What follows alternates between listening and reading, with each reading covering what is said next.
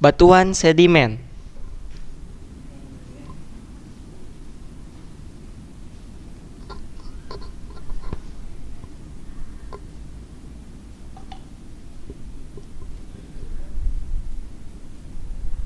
Pengertian batuan sedimen. Batuan sedimen adalah batuan yang terbentuk di permukaan bumi pada kondisi temperatur dan tekanan yang rendah.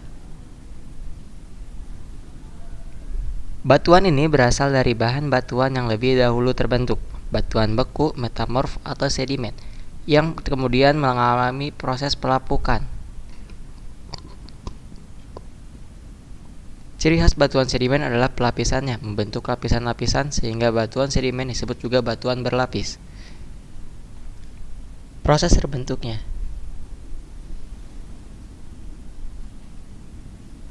Pemampatan. Proses pemampatan menyebabkan butiran sedimen akan tertekan semasa tertimbun. Susunan butiran akan tersusun semula dengan lebih padat. Apabila terdapat banyak partikel yang lembut seperti shell, maka sedimen akan lebih mudah mengalami pemampatan. Akibatnya lapisan akan menjadi lebih tipis, porosity berkurang terutama dalam sedimen lumpur. Pengurangan porosity biasanya akan menyebabkan kehilangan air hingga mencapai 60-80%. Air kemudian akan mengalir menuju kawasan yang berketelapan tinggi, seperti pasir. Inilah yang kemudian akan memainkan peranan penting dalam pelarutan dan pengenapan kimia dalam pasir.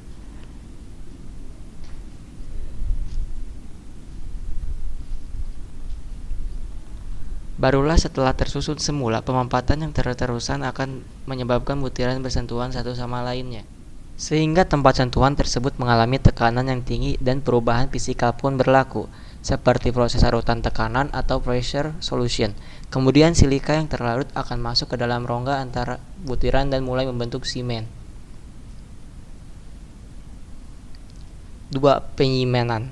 Penyimenan adalah proses di mana mineral baru yang berasal dari cairan rongga akan terbentuk atau terendap di permukaan butirannya. Adapun jenis simen yang biasanya terbentuk dan utama ialah kuarza dan kalsit. Kemudian simen akan mengikat butiran yang menyebabkan sedimen menjadi batu. Penyimenan ini biasanya berlaku pada tingkat pertengahan diagnesis. Karena jika berlaku pada tingkat awal, maka akan mengurangkan kesan pemampatannya, yang mana simen yang keras akan dapat menahan tekanan. Adapun simen kuarza berasal dari air liang yang tepu dengan silika, yaitu hasil dari larutan organisme bersilika. Larutan tekanan kuarza, diagnosis kimia mineral liat, dan lain sebagainya. Sedangkan simen klasit dapat terbentuk semasa sedimen terendap, yaitu berada di kawasan sekitar karbonat. 3. Penghabluran semula. Penghabluran ulang merupakan proses perubahan ukuran atau bentuk dari batuan sedimen tanpa disertai dengan perubahan kimia atau mineralnya. Ukuran biasanya akan mengalami penambahan bertambah besar, meskipun ada juga yang ukurannya justru mengecil. Penghamburan semula ini termasuk penting apalagi dalam kasus batu kapur, di mana ukuran kalsit menjadi bertambah besar, tekstur dan strukturnya yang mungkin lenyap. Namun pada umumnya sedimen terbentuk melalui dua cara. Pertama, terbentuk dalam lembangan. Proses pembentukannya tidak mengalami proses pengukatan. Adapun jenis batuan sedimen yang termasuk dalam golongan ini diantaranya evaphorit, batu kapur, dan laterit.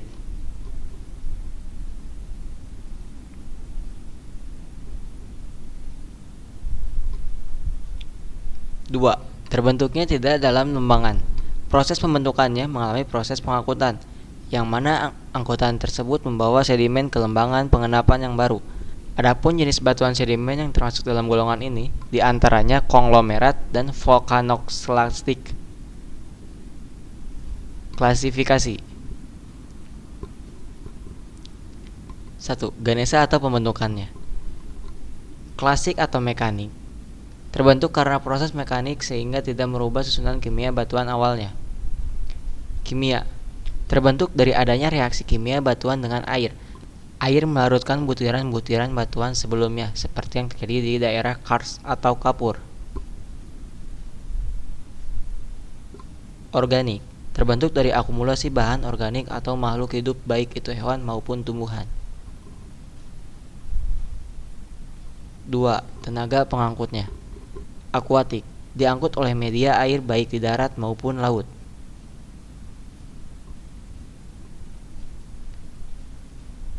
Aeolian, diangkut oleh angin. Glasial, diendapkan oleh erosi es atau gletser. 3. Lokasi pengendapannya. Teritis, diendapkan di wilayah daratan. Fluvial, diendapkan di laut atau muara. Limnis, diendapkan di wilayah danau atau rawa. Glasial, diendapkan di wilayah es atau pegunungan es. Struktur.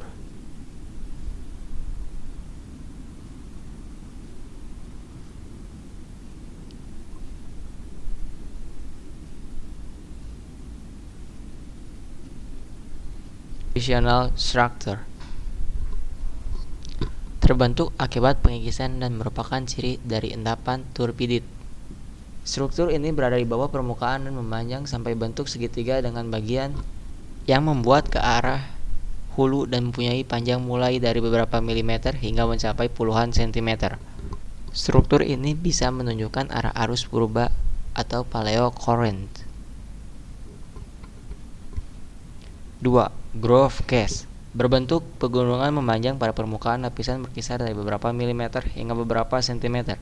Struktur ini pada permukaan lapisan mungkin seluruhnya sejajar atau mungkin memperlihatkan beberapa arah. Struktur ini terbentuk melalui pengikisan alur yang dipotong terutama oleh objek yang terseret sepanjang arus dan merupakan ciri dari arus turbidit. Arah dari struktur ini adalah arus yang mengendapkannya. 3. Tool mark. Struktur ini terbentuk ketika objek dibawa oleh arus sungai dan berhubungan dengan permukaan sedimen di bawahnya. Tanda ini terjadi sebagai akibat objek menggelinding, menusuk dan menyikat permukaan sedimen di bawahnya.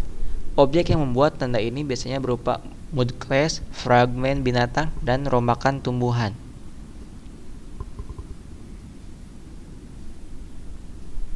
Depositional structure. Pelapisan sejajar.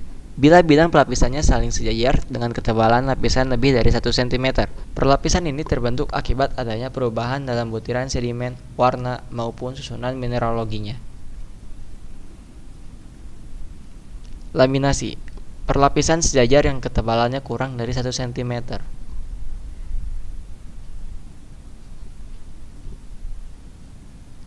Perlapisan silang siur.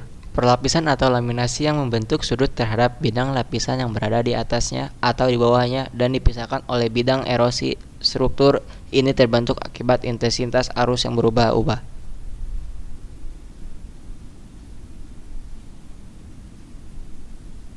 Depositional sedimentary structure. Endapan dan longsoran.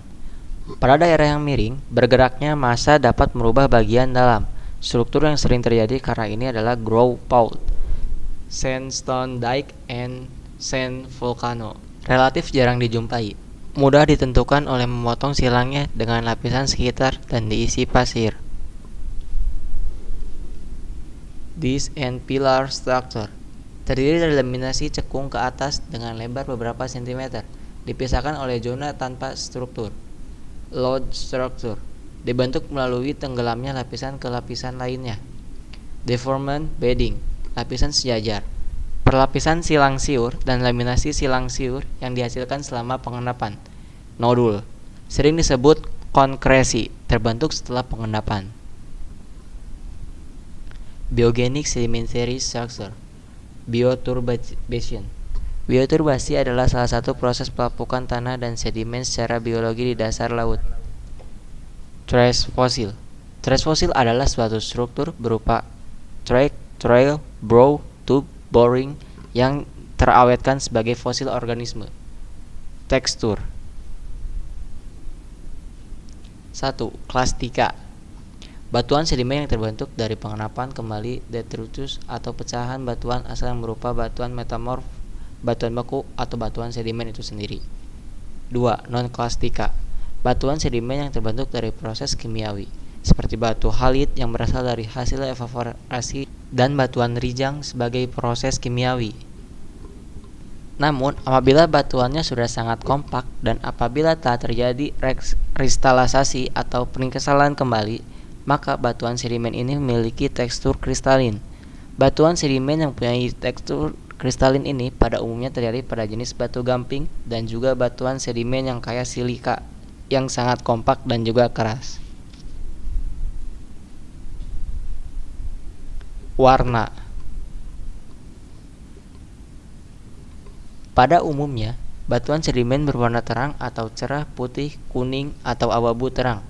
Namun demikian, ada pula yang berwarna gelap, abu-abu gelap sampai hitam, serta merah dan coklat. Dengan demikian, warna batuan sedimen sangat bervariasi, terutama sangat tergantung pada komposisi bahan penyusunnya. Manfaat. Konglomerat menjadi bahan bangunan. Breksi, hiasan, diukir menjadi vas bunga dan lainnya. Batu pasir sebagai material pembuatan gelas atau kaca. Kapur atau gamping sebagai industri karet dan ban. Servi sebagai bahan perabotan rumah. Gipsun sebagai bahan perekat, penyaring, pupuk, bahan kapur tulis, dan penguat bahan bangunan. Batu bara untuk bahan bakar. Sekian dari kami. Terima kasih.